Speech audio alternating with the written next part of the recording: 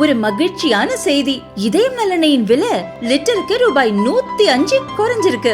September 2023ல 1 litre இதயம் நலனையின் அதிகபட்ச விலை ரூபாய் 503. ஆனா இப்ப 1 லிட்டர் இதயம் நலனையின் விலை ரூபாய் 398 மட்டும்தான் தமிழ்நாட்டுல. அப்ப இனிமே எல்லாரும் இதயம் நலனை வாங்கலாம் இல்ல?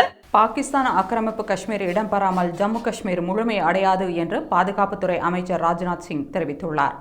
ஜம்மு காஷ்மீரின் அக்னூரில் நடைபெற்ற 9வது ஆயுதப்படை தினத்தில் கலந்து கொண்டு பேசிய மத்திய அமைச்சர் ராஜ்நாத் சிங், பாகிஸ்தான் ஆக்கிரமித்து வைத்துள்ள காஷ்மீர் இடம்பெறாமல் ஜம்மு காஷ்மீர் முழுமை அடையாது.